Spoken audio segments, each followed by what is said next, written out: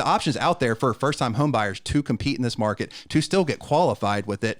I mean, you have the temporary buy downs, you have down payment assistance programs. And one thing that you didn't mention that really needs to be said is right now, at least for right now, don't know about in the future, seller credits. I know where you're going with this. Seller credits give you so much flexibility. It really will. It evens the playing field a ton. It does. And there's so many uses for that. You better get into a home before May, because as soon as those interest rates really start to come down, seller credits are going away. And the reason you preference this, at least for now, and you said that, is because of our bet that was on this show. Right. I guarantee you, I can't say this 100% factual because maybe a chemical derailment train, something causes the market to get effed up in a certain area. But I would be willing to bet in North and South Carolina, which are two of the heaviest places that people are moving and hottest purchase markets, as soon as those interest rates come down, right, those seller credits are going away. And I would say probably by October of next year, even before that, August of next year, you won't see seller credits anymore. Right. So if you're a first-time home buyer and you want your closing costs covered, now is the time where you actually have the power. And guess what? If your realtor can negotiate, and if they work with us, I'll teach them to negotiate, right? Right. I know some of you might not like it, but Donald Trump, art of the deal. I had to say Trump just to make people mad, but but yeah, you can negotiate seller credits in, and it's really going to help with temporary buy downs, closing costs. Even if you want to do a permanent buy down, which I wouldn't suggest because it's not a great ROI right now. But all right, last point I'm going to make about first time home buyers being able to buy. You know what will help them? Banging that subscribe button, hit the notification bell, leave a comment, and follow us on all social media. That is Facebook, Twitter, LinkedIn, Instagram, Rumble, YouTube, TikTok. Am I missing anything? I don't think so. We have a lot of it. Right. What else do they need to do? Follow us. And we're giving away what? $100 to Amazon. Trying to save those 18,000 on St. Patrick's Day. So leave a comment with your Instagram handle in there. And on St. Patrick's Day, we will be picking a winner for that $100. Winner, chicken dinner. Yep. For the first time home buyers that are, like you mentioned, in college, like your brother. Yeah. Congrats, Don, first time home buyer, man. Yeah. When $100, does Amazon sell beer? He's not 21 until St. Patty's Day, so he could use it to buy beer. There you go. Yeah. But Amazon does not sell beer. I don't think they have the liquor license. Okay. Well, yeah, makes sense. We'll sell the Amazon card for $100 and then go buy beer. So, all right. So, anyways, we're getting back into the next topic on the changes. So, we're not the only ones talking about first time home buyers right now.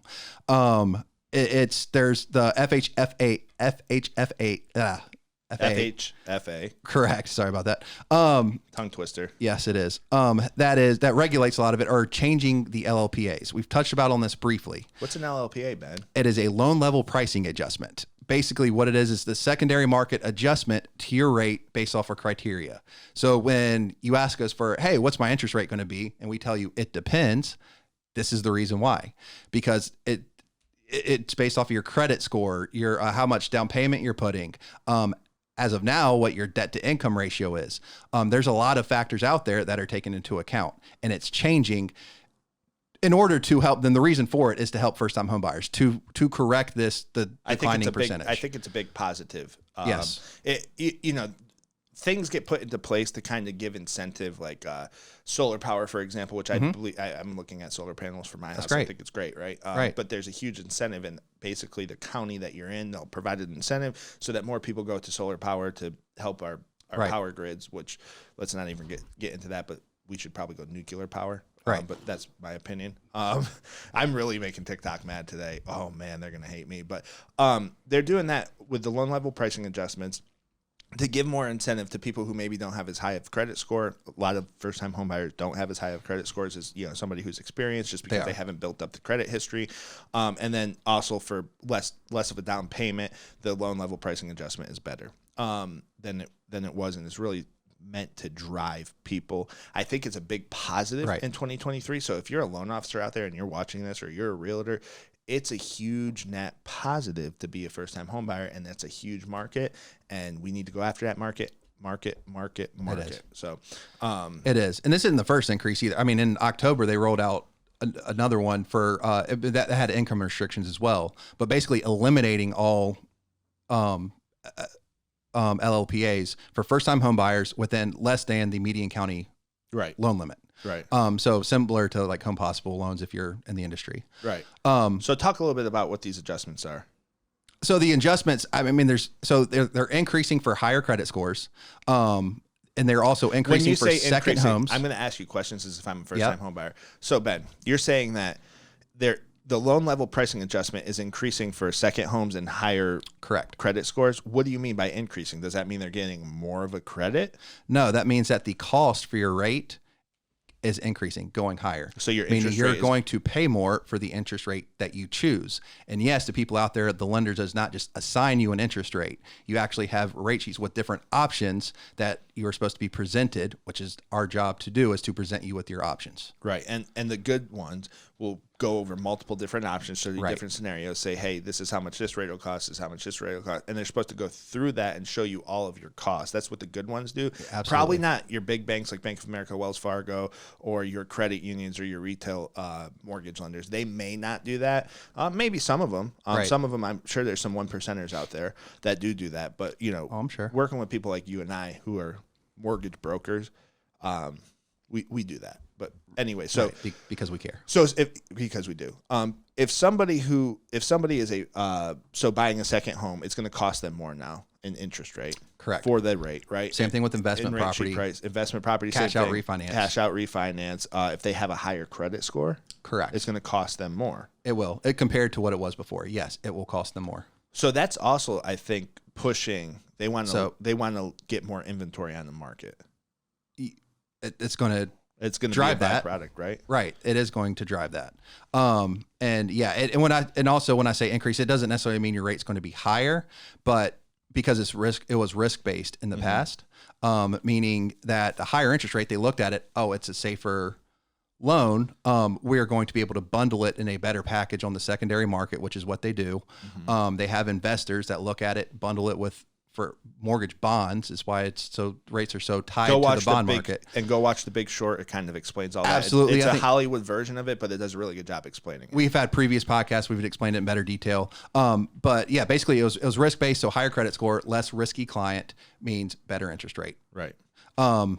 At this point, when it's increasing, that's just the change from what it was before. So, I mean, it can go up to a whole point higher. Yes. 1% of the loan amount, which if you're buying for some high credit score clients buying a $700,000 house, that can be a sizable difference. So when's this go into effect? March 1st. March 1st. Or May 1st. Sorry about that. May 1st. Well, but their secondary market is May 1st. A lot of lenders are rolling it out early because that's not going to close. Right. Until then, so they're preparing for it earlier. They have to be able to package it and sell it on the secondary market. So what's going to happen is it's going into place by March 1st for a lot of people. Right. Probably by March 1st at the latest, because say it takes you, with us, it'll take you 15 and a half days to close, but with everyone else, it's going to take you probably 45 to 60 days. We're a lot faster. But for those slow people, 30, 60, 75 days to close. When it goes to the secondary market, which would put you around May 1st, they have to be able to package it and sell it. So it's going into effect. Some places have put it into effect now. Some places are putting it into effect next week. Some places are putting it into effect March 1st. But by March 1st, pretty much everyone will have rolled these LLPAs out. So it's a good idea to talk to your loan officer or your loan originator and ask them, hey, am I getting hit with these new LLPAs if you're buying an investment property second home, or if you're a higher credit score person. And if you're a first-time home buyer, you should talk to them about, hey, am I being incentivized here? Because you probably are, which is a good thing. So, right.